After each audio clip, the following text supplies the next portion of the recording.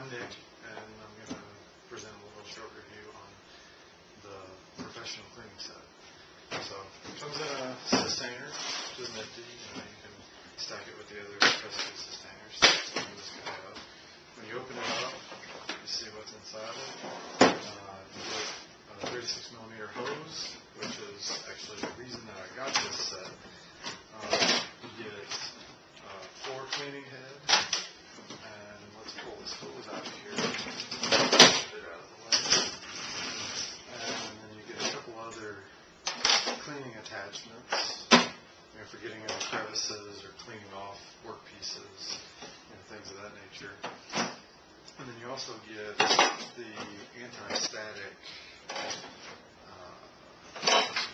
nozzles as well.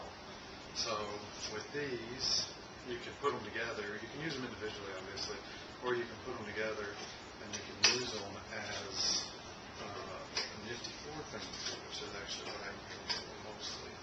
So if you put them together like so, now you've got something that you can attach to the hose and attach to your bag and clean the floor. I like it because it all fits, really compactly. It's a really nice system. Since it's all metal, it's got the anti-static hose. If you're using it with a Festool bag, you're protected against sparks and static electricity and those kind of things. I've never had any problems. I've vacuumed up tons of stuff with this little system. So one thing, a tip that I'm going to show you is how to fit all this stuff back in the sustainer. When you look at the sustainer now, it's completely empty. It's just got a little insert in the bottom.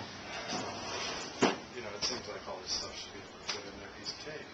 But I found when I first got the set, there was a lot of pushing and pulling and trying to cram stuff in there. And it doesn't fit real well if you don't put it in correctly. Sorry for the sharp cut over. I wanted to reposition the box, the sustainer, so that you could better see how everything gets put into it. So first, we'll start off with this guy. Pretty simple. It goes right there. Next, this guy goes on the other side. There's a little bit more space. He fits a little better that way. Now the next part is you put in the straight pieces. So these kind of end up in one way. You see, this doesn't really fit right if you don't put it in the right way. But if you put it in this way, it fits nice. The other two straight pieces go the same way in the opposite direction as the first piece. So they just fit right on top nicely like that. This piece, the curved piece, I've found that it doesn't really matter. There's an indentation that makes you think it should go one way or the other, but I don't know. I don't think it matters one way or the other.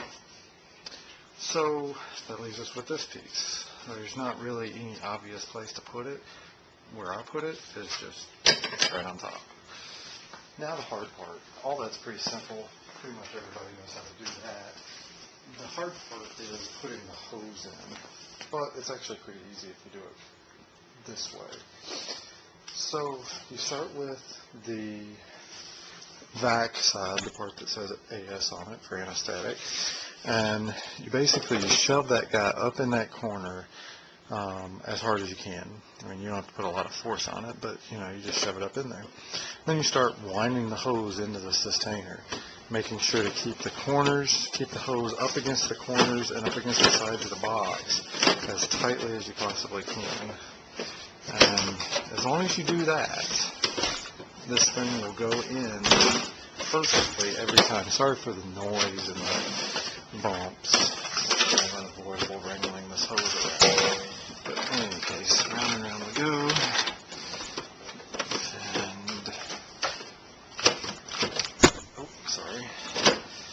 And, and then we get to the part where, this is the part where most people would just say, screw it, shove that guy down in there somehow and then cram the last piece in and try to make it fit.